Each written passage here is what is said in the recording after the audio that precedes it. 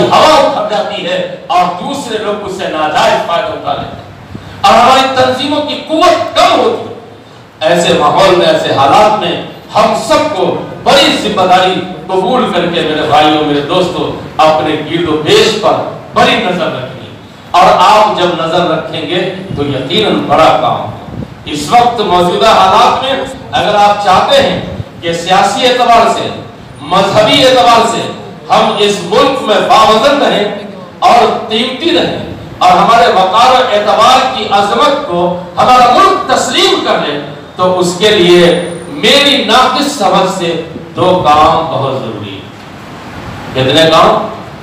دو کام بہت ضروری ہے۔ اپنی صفوں میں نظری فکری تمام تر اختلاف کے باوجود اتحاد قائم کریں، اور علماء کا اگر آپسی نظری فکری اختلاف ہو تو بس آپس ہی میں رکھیں، عوام کو اس اختلافی دسترخوان پر شریک نہ کریں، عوام کو اس اختلافی دسترخوان پر شریک نہ کریں۔ اگر آپ نے اس اختلاف کی دسترخوان پر ہماری معصوم عوام کو اگر آپ نے بٹھا دیا تو زہر دے کر مارنے کا جو جرم ہوگا وہی جرم ایک اختلافی لقمہ دے کر دل کو برباد کرنے کا ہوگا۔ یہ غلطی ہم میں سے کوئی نہ کرے۔ ہمارا یوسف صاحب سے شدید اختلاف ہوگا لیکن ہمارے ان کے درمیان ہوگا، ہم غیر محرم کو اس اختلاف میں شریک نہیں کریں گے۔ تو ایک کام ہے اتحاد کا، ہم نظری اور فکری طور پر متحد رہیں، اس لیے کہ موجودہ حالات نے جو ہماری بربادی کا نقشہ بنایا ہے اس نقشے میں کہیں نہیں لکھا ہے بریلوی، اس نقشے میں کہیں نہیں لکھا ہے دیوبندی، اس نقشے میں کہیں نہیں لکھا ہے وہابی، اس نقشے میں صرف اور صرف اگر کچھ لکھا ہے تو مسلم لکھا ہے۔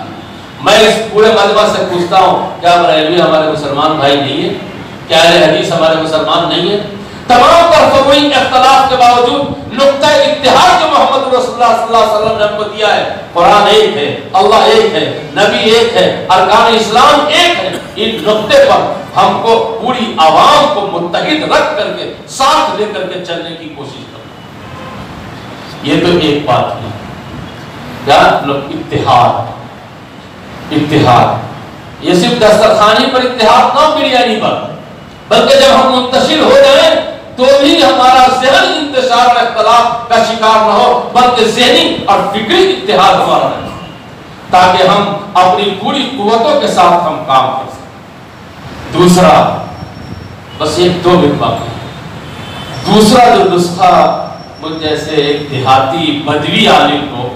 جس کی زندگی کا خوشگوار موسم دیہات کی نظر ہوا، خوشگوار موسم، میں پورے اعتماد کے ساتھ اور پوری یقین کے ساتھ اور بڑی محبت کے ساتھ اور اپنی ٹوپی آپ کے قدموں میں رکھ کر اور آپ کی جوتی کو میں اپنے سر پہ رکھ کر یہ بات کہنے کی پوزیشن میں ہوں، آپ کی جوتی کو اپنے سر پہ رکھ کے یہ بات کہنے کی پوزیشن میں ہوں کہ اپنے گرد و پیش کی عوام کا رشتہ سچے، اچھے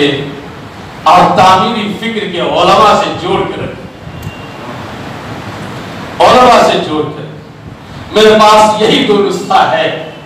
اور کوئی تیسرا نسخہ اب تک میرے پاس نہیں ہے۔ اتحاد اور اپنے گرد و پیش میں جو علماء ہیں، عوام ہیں،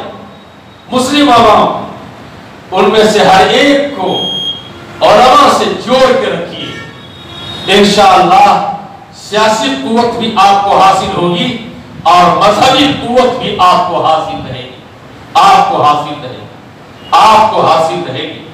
ہم تو کہتے ہیں کہ جس طرح زمین کی رجسٹری کرتے وقت یہ انگوٹھے کا نشان لگا کر کے اپنی زمین دوسرے کی ملکیت میں ٹرانسفر کر دیتے ہیں، جب آدمی 5 سال پر الیکشن کے موقع پر